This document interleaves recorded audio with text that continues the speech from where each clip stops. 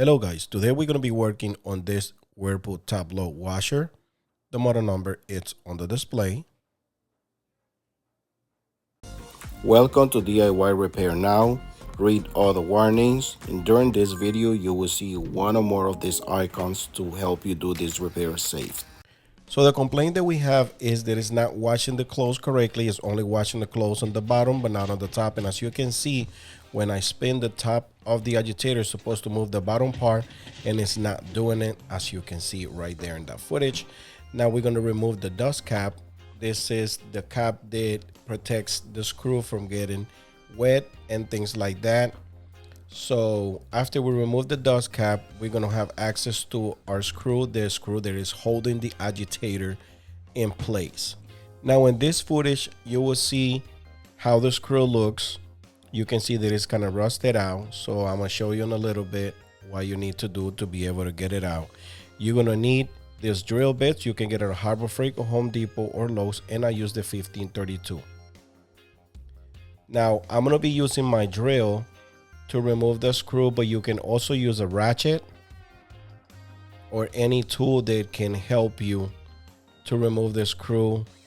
You can use a ratchet, drill bit, or a screwdriver. However, sometimes the screw get really stuck in there, and as you can see, and sometimes when it's rusted, it's hard to get it in place. And these pieces of the old Agitator Dogs that are bad are in the way as well. Now sometimes when it's rust on around the screw, I just put the drill bit and tap it with a pliers or a hammer. Try not to tap it too hard, you don't want to break anything, but this is the way I do it. Once I get the screw and the drill bit, I just put the drill, turn counterclockwise, and it will come right out like so. Once you got the screw out, just take a look in there to see if there's anything else in there that could be on the way. No, sometimes you will need to pull this out forces, and as you can see right there, I put my feet in the bottom part and pull the top part with my hands, and it comes right out. Sometimes it's very easy, sometimes you will need a little force to be able to get it out. This is the part that holds the agitator in place, but the old agitators are all broken, so you will see is only a few pieces and they're all going inside the tool bag. I'm gonna have to clean that out later. Now this black round ring is the one holds the Agitator Dogs in place, and only thing is left here is just a little pieces that holds the dogs and this piece of plastic. Now I'm using my needle nose to be able to remove this ring. You can also use a screwdriver and just pry it out.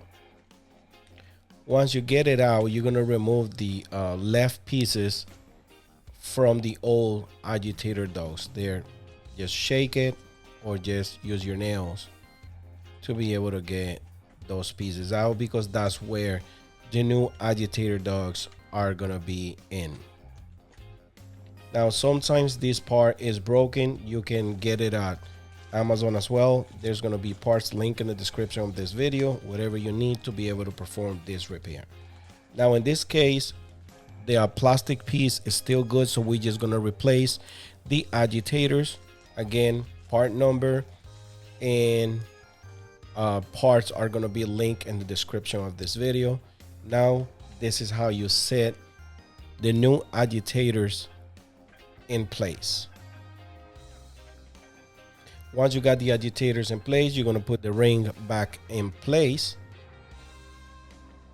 That way neither of the Agitator Dogs comes off. Sometimes that black ring is not going to be in there too, because somebody must already took it out or is broken. Just trying to set the agitators in place and put it upside down and just trying to make sure they own the plastic piece. That plastic piece is the one, is the most important one. The black ring sometimes is not going to be there. Now take a look at this. It has two tabs and they have to go in together. Once you get it in place, just push it down, as you're going to see in this footage. you need to go back to see those footage, just go there. But those 2 taps on the bottom part of the agitator have to match with the top part of the agitator in the plastic piece. Once you start working on it, you will see it's very easy just to, you know, snap it in place, because those 2 taps are the one holds the 2 pieces together. Now we're going to go ahead and install our screw.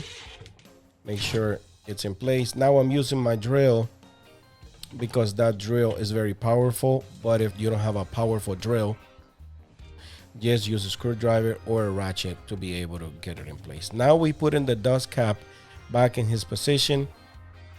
Sometimes it will help if you put a little bit of soap around the seal.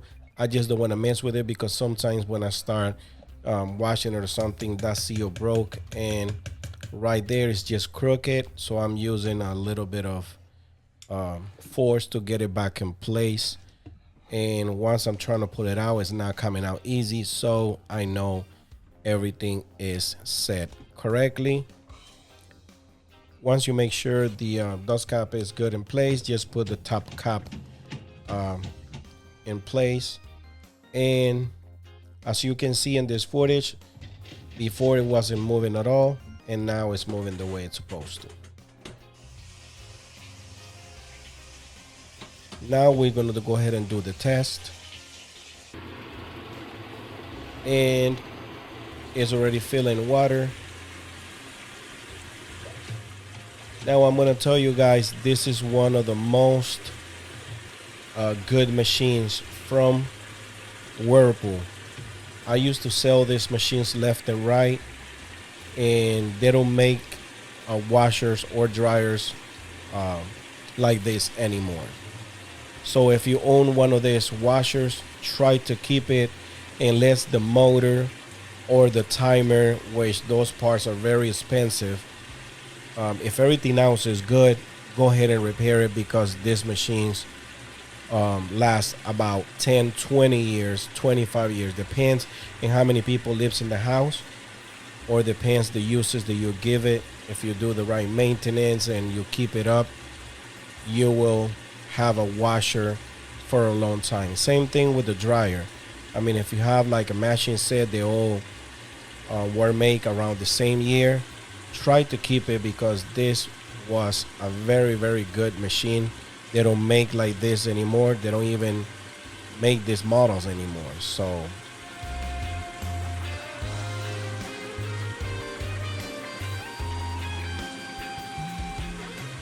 and now we're just waiting for the start. I'm gonna go ahead and put my hand right here to be able to make the switch to come on, but you can just close the door. In some scenarios, if somebody already worked on it, you might don't even have a switch, so just put the door down. Alright guys, if this video helped you in any way, you can show us appreciation by giving us a tip using the following options that you see on the screen. If you cannot provide with a tip, is another way to support this channel by just dropping off a comment in the comment section down below. Subscribe to our channel, give us a thumbs up, and turn on the bell to receive notifications. Thanks for watching.